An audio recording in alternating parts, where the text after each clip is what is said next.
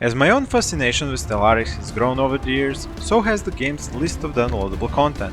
It does make me happy to see constant updates and development of more content for our favorite games, but I often think about, is it really worthwhile for me as the player or the game itself?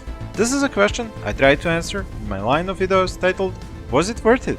And this video's subject is going to be the Apocalypse DLC, which Paradox Interactive released on the 22nd of February 2018 with a price tag of $20 or euros depending on your region. This DLC is also contained in the Stellaris Mega Pack, which I'm going to go through one DLC at a time in videos just like this one. Unlike the Federations and the Utopia DLC, which I covered in my previous videos, links up here on the right and in the description below, the focus in Apocalypse is stellar warfare, with the new Titan ship class and the Colossus planet killers. So before I give you my breakdown of this DLC's worth for the player and Stellaris as a game, let's do a quick recap of all the features Apocalypse brought us. Besides the mentioned Colossus, a ship class that can be equipped with one of the 5 planet killer weapons, and the Titan class, which acts as a flagship with its customizable area of effect aura, and the lance type weapon, there are the Marauders, an NPC empire that can be hired to attack rivals and act as mercenaries. Then we have the ion cannon defensive platforms, which use the lance type weapon, new Civics, like the Life Seeded, which starts you on a Gaia world, Post-Apocalyptic, which lands you on a Tomb world, and finally there is the Barbaric Despoilers, which lets you unlock a new form of bombardment that allows you to abduct populations and bring them to your worlds as slaves.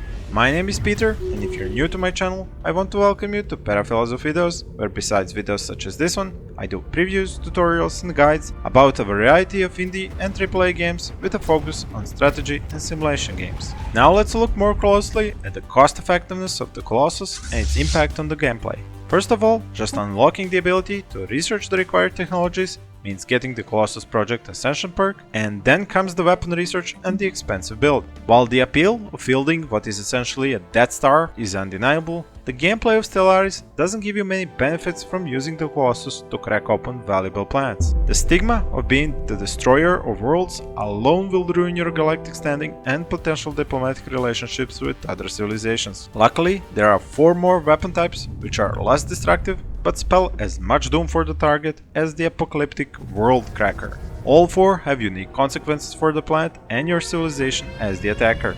With so many strings attached to this one ship and its weapon, building it and not even using it becomes an actual option. This is because it gains you a casus belli, which is a justification for war, of the total war kind. And in the complex conquest system in Stellaris, this makes things much simpler for both the attacker and the defender. Ultimately, the Colossus is a pure power trip for the player. You can enjoy its power and the resulting fireworks show, but the game will never let you live it down, making this Apocalypse weapon more of a problem maker than a final solution. The Titan class capital ships are similarly a mixed bag of goodies. While they do bring back the feature of auras in space warfare, which buffs or debuffs whole fleets of ships, they also have their own shortcomings, the biggest being their ornaments. As you open up their sections and devices menu, you realize just how limited your choices for weaponry are. The Titan's main, and in fact the best weapon, are the lance type weapons, which are powerful enough to one-shot enemy battleships.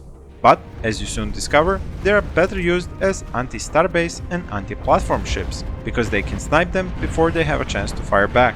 But again, there is a problem with this too, as the AI targeting system will often switch to attacking other enemy ships in range, especially if they are being fired at. This results in the Titan moving and even getting into the space station's weapons range, negating its advantage. Because of their powerful, long-range weapons and the auras, which are stackable if each ship uses a different one, Titans are capped, and did I mention also that they are really slow. All of this together relegates them to the role of a hybrid flagship artillery, which makes the fleets look awesome, add good bonuses and a few headaches if they drift around while using their long-range weapons. The third military addition the Apocalypse DLC brings to the game are the ion cannon defense platforms. They use the same weapon Titans can equip, allowing them to duel at long range with them, but just like all the other defensive military equipment, these two can always be simply swarmed and overcome. Their maximum number is of course capped, and it is dependent on the level of the starbase in each solar system where they are built. So, while the ion cannon defense platform adds variety and more defensive options, it is no game changer. The one feature of this DLC, which makes it really worthwhile gameplay-wise, are the Marauders, a race of space nomads turned pirates and mercenaries for hire. They work in such a unique way that some players have even started calling them space Mongols, especially because their leader is named Khan. This leader can even trigger a special mid-game crisis related to the different marauder clans coming together and forming a single power structure. This feature has really divided the player base because of its inherent unpredictability and pure starship power. While some players enjoy the challenge and don't mind the marauders spawning next to their home systems, others find the randomness of this difficult challenge annoying to say the least.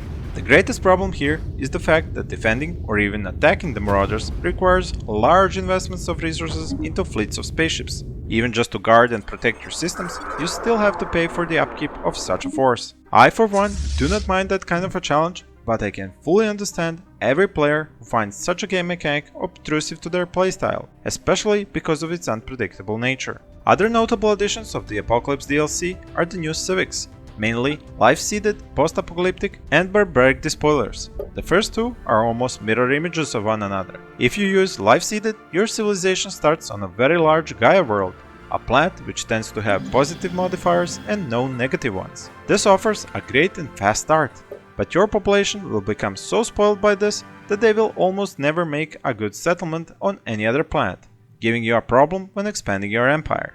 The post-apocalyptic, on the other hand, starts your species on a tomb world, meaning that the planet has suffered a nuclear disaster and gives you the survivor's trait. Again, this influences which kind of planets you can colonize in the future. Your population is accustomed to the tomb worlds, and since they are quite rare, you have to make more by ruining perfectly nice planets. So while these starts are very interesting, these civics make for quite constrained gameplay choices later in the game, and require tailoring your plans and advancements around them. Barbaric Despoiler Civic is the most interesting of the three. Besides getting a free Casus Belli, you unlock the Raiding Orbital Bombardment stance. This allows you to kidnap entire populations right off their planets and use them as slaves. This works out great if you have specialized your civilization in slavery and have many planets waiting for laborers and lots of food to feed them. This act will bring down a ton of negative points on your civilization, so be ready for the fallout. This is the kind of content DLCs should always strive to bring us. Meaningful additions to previously available content which improve or radically change that content for the better. As I always say about games, they age like wine, so with time they get better and more fun to play. But luckily, unlike wine, they actually get cheaper. There is one more major DLC for Stellaris I have yet to cover, Megacorp. So if you have enjoyed this video, do not forget to hit that like button below and join me next time to analyze was Megacorp worth it. Thank you for watching and I wish you all happy gaming.